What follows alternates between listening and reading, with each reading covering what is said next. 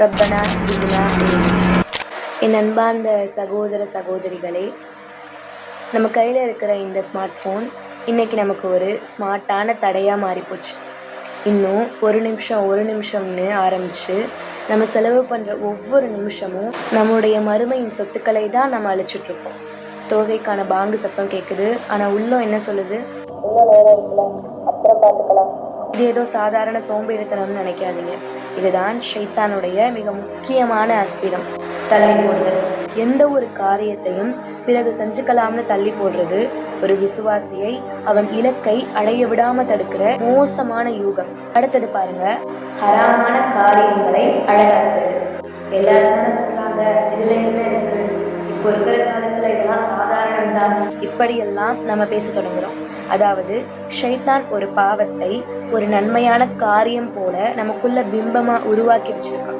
புறம் பேசுறது, மற்றவங்களுடைய குறையை தேடுறது, ஆணவம் கொள்றது, இதையெல்லாம் நம்ம வாழ்க்கையில ரொம்ப சர்வ சாதாரணமா செஞ்சுக்கிட்டு இருக்கோம். ஆனா இதுதான் அல்லாஹுவுக்கும் நமக்கும் இடையில இருக்கிற தூரத்தை அதிகப்படுத்துது. மூன்றாவது, இதுதான் ரொம்ப ஆபத்தானது.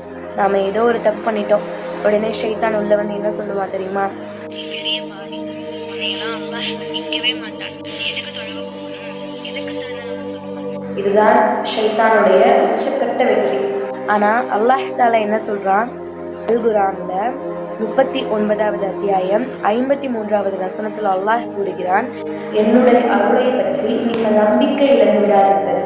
தௌபா செய்யறதுக்கு கதவு எப்பவும் அழைக்கப்படல சகோதரர்களே.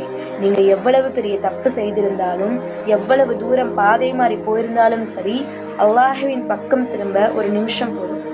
அல்லாஹ் உங்களுக்காக காத்துக்கிட்டு இருக்கான். எனவே இனியாவது இந்த பிறகுங்கிற வார்த்தையை விடுங்க. ஷைத்தானுடைய இந்த வலையிலிருந்து வெளியே வாங்க. உங்க ஆன்மீக பலத்தை மீட்டெடுங்க. அல்லாஹ் தாலா நமக்கு உண்மையான ஹிதாயத்துல் தௌஃபீக்கை தந்தருள் புரிந்து அல்லாஹுவின் தூய மார்க்கத்தின் வழி உழைக்கக்கூடிய நன்மக்களாக அல்லாஹ் நம் அனைவரையும் ஆக்கி அருள் புரிவானாக என்று பிரார்த்தித்தவளாக எனது இந்த உரையை நிறைவு செய்கிறேன். வாஹிதவானா அல்ஹம்துலில்லாஹி ரப்பில் ஆலமீன்.